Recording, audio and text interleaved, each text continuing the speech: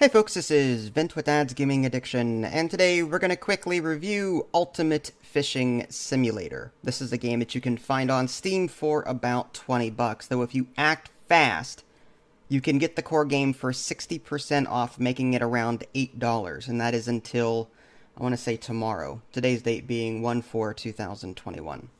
So, what is Ultimate Fishing Simulator? Well, you're fishing. That's what you're doing in this game. I don't know what else to say about it. You're fishing. Now, I gotta go into this saying that I am not a pro fisherman. I don't know the first thing about fishing. I haven't fished since I was a kid.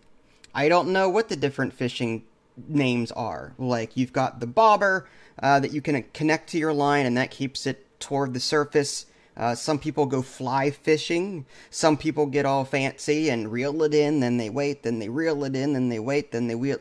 So there's different techniques that these pro fishermen use. I am not one of those people.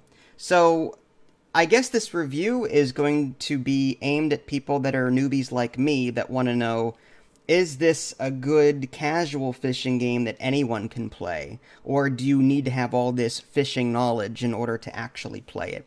And I'm pleased to say that it's completely the former. I am currently level 8. You level up as you catch fish.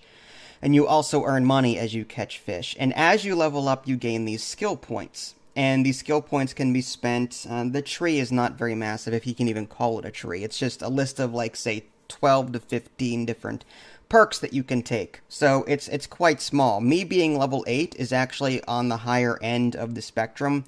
I think I've taken over half of the talents at this point, and there's a few more to get. And these talents revolve around things like reduces store prices by 10%, increases XP gain by 10%. You can now see fish underwater. You can now use boats, that kind of thing. So if you're someone that enjoyed, like, say, Wii fishing, which I did, I liked Wii fishing. I'm a newbie that way. You may like this one too. It's very easy for me to get into. Now, when you first log into the game, you're going to see all these different buttons, and you're going to be overwhelmed a little bit. That's to be expected. The core game has a number of different maps. Like Betty Lake, for example, has 2 maps. One is a winter map. And it's important to note that your equipment for the winter maps are somewhat compatible with each other. Your rods are going to be completely different. So if you upgrade your rod for the normal maps, that is not the rod you're going to be able to take with you into the winter maps. You have to buy a separate rod just for ice fishing. But your line, for example, if you upgrade your line from level 1 to level 3, that will carry over. So you just got to be mindful that if you're buying all these upgrades for regular maps and then you go into a winter map and get your butt kicked because your rod is only level 1, that's, just be wary of that. There's Betty Lake, there's Powell Lake, St. Zeno's Lakes, Bakehale Lake in the winter, and I want to say 2 or 3 other lakes. And then these are all hidden behind level walls, meaning that, again, you earn levels as you play the game. So, like, at level 9, you'll unlock Pinas Bay, Pinas, I don't know how to pronounce that. It's off the southern coast of Panama. So you'll be unlocking different areas that contain different kinds of fish, and yeah, that's the core game of it. Now, there are some DLCs that you can purchase that add new areas and new fish types. Moraine Lake, for example, Kariba Dam, Greenland, Amazon River, Japan, Thailand. Some of those maps even contain like a trolling minigame, which I have not played yet. I've not gotten that far. But yeah, you can actually, for $1 in-game, one in-game dollar, you'll be able to unlock the license that you need in order to play these DLC maps, because you've already paid real money to unlock them. It only makes sense, right? Speaking of licenses, in the core game, however, not only do you have to reach the appropriate level, but you have to pay, say, $400 to access this area, $300 in-game to access this area, and so on. So you're using your money to unlock licenses for new areas and money to upgrade your equipment. And the equipment is pretty varied. Again, I don't know, as a newbie, I don't know what all these different things do. There's different rods There's spinning rods, casting, feeder, fly. I've just been sticking with the one rod that I started with and upgrading that. If you click on it, it'll bring up all of the rods of that type, and I've just been upgrading that. But there are other rod types that you can get into. Again, reels, there's spinning reels, casting reels, bottom reels, and fly wheels. There's different floats that you can buy in this game. Those are like your bobbers. So different bobbers will have different optimal weights, length, optimal weights. You can attach these metal beads, like weights, to your line to make it sink and stuff like that. So you can experiment around with that, and it's fairly easy to understand. You can upgrade your hook, and there's different hook sizes in this game. And again, I had no idea how the hook sizes worked.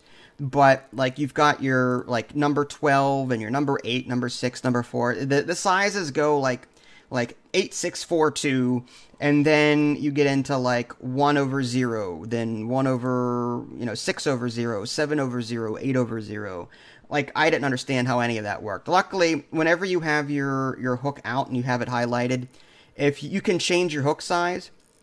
If you hover your mouse over it, there's a tooltip that will pop up and tell you what the smallest to biggest is. So that kind of helped me out a big time. Different fish will require different hook sizes. Same with the baits. You'll have like fly, maggot, peas, bread, live bait, dough ball, red worms. That's just baits. There's lures like spoons, spinners, hard lures, soft lures, flies. There's a Sakura DLC, which offers different things. There's feeders and feeder baits, which I have not touched at all. There are bite indicators that you can buy. You'll have to buy an auger in order to drill holes in the ice for the winter maps. There's fishing nets, float weights, ground baits, rod pods. So, yeah, there's a lot of different cool things here that you can buy. Just be warned that, if you don't know what you're doing, some of this stuff may be like, well, what does this lore do? There is a help section that you can click on, and you can read a little bit about each section.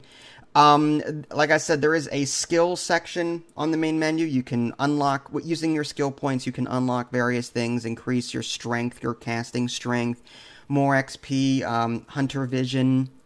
There's different difficulty modes. There's like normal, and I think the step below that is sandbox. You can only downgrade. You cannot upgrade. So my advice is stick to normal. I've been having a fun time just playing that.